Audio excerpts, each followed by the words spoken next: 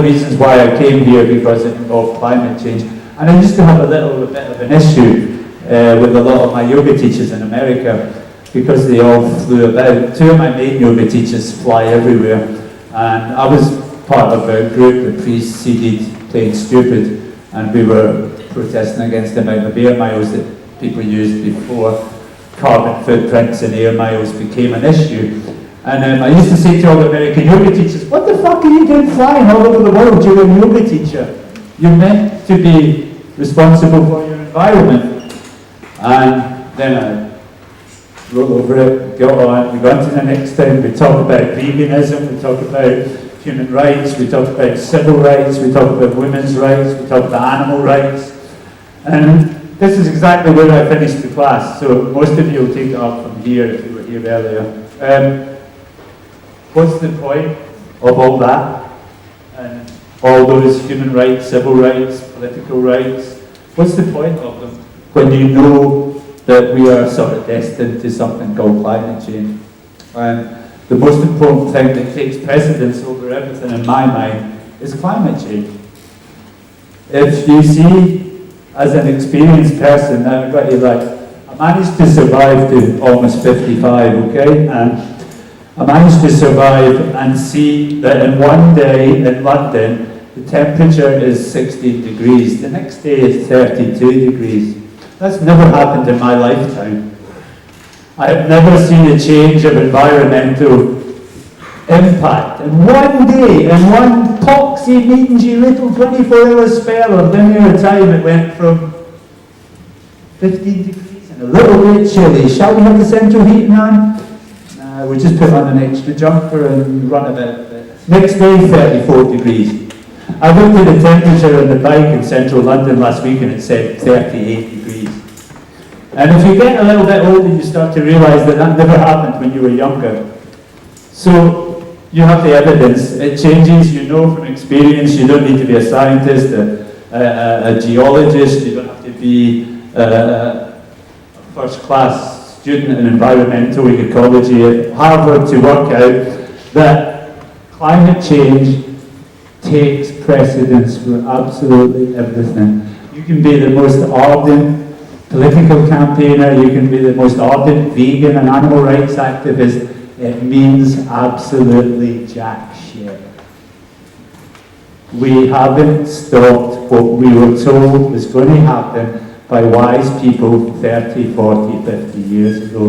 When E.F. Schumacher, when the ecology movement started in the late 60s, early 70s, and people started discussing alternative forms of energy and alternative ways to live, we sort of started to grow from there, and then it was all swept aside in a wave of global corporatism.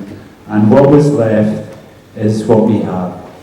We have complete catastrophe. And ask any scientist what's happening throughout the world environmentally is a huge, huge catastrophe.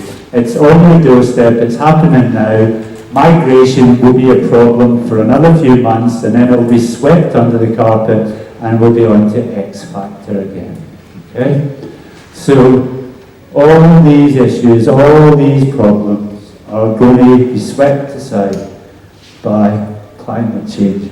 And there was a lovely article in Naomi Klein's book, but it followed an article in The Guardian a few months back.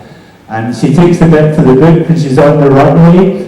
She's sitting on the runway in Washington, D.C., and the plane starts to sink into the tarmac because it's 42 degrees outside.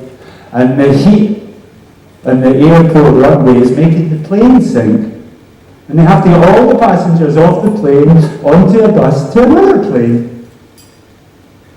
And she ponders over the environmental impact of a plane breaking down and how in the carbon economy she's went from being one plane to another plane through a process of tarmac made of oil, plane made of oil, bus made of oil, new flight, more oil.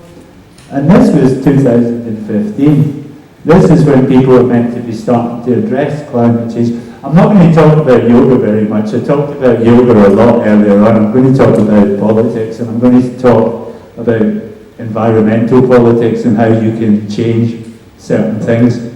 Try not flying, and try to offset all your flights through carbon, some sort of carbon regeneration scheme, i.e. plant trees, do something. So if you do have to fly as little as you can. If you do have to eat meat, eat it as little as you can. One of the biggest reasons for environmental catastrophe is mass farming of meat. So if we can cut out the damage to our environment that's caused by the obvious things, by meat farm, by planes, by carbon emissions, etc., we've started. And this isn't anything new, huh? It's the same as yoga. There's nothing new to be discovered. There's nothing new to actually invent. You can't invent anything else in yoga. You can't invent anything else in the science of climate change. It is how it is, and we have to do certain things. And you'll know if you follow the news, as I said in the class, that the British government have now withdrawn all the funding for independent, i.e. me and you, to have solar panels or any other form of renewable energy in our house anymore. And they're also, because of not in my backyard, withdrawing lots of proposed wind turbines both on and offshore. And as you know, they've already approved a fracking scheme for NW10. They've also approved about 120 other potential fracking sites in England alone. So maybe you have to start focusing a bit of your social activism and your political activism towards the same issues as we had 30 or 40 years ago. Except they've got different guises. They want to build a new nuclear power station. EDF have got permission for it, build it in 2020.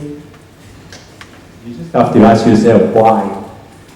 Yeah? Fracking, it'll be the next big thing because David Cameron and his government want it to be, and so the American government want it to be. You will be inundated by activists and stories of what fracking can do in the local environment, to the food chain, to your children's and your own health, and basically the environmental damage again will be catastrophic. These seem really obvious things. Nothing here is new, or nothing here is overwhelmingly front page news. I'm going over things that GCSE students and A-level students should know. But you know what? They're the things that really count. Because we saw like 40 years ago,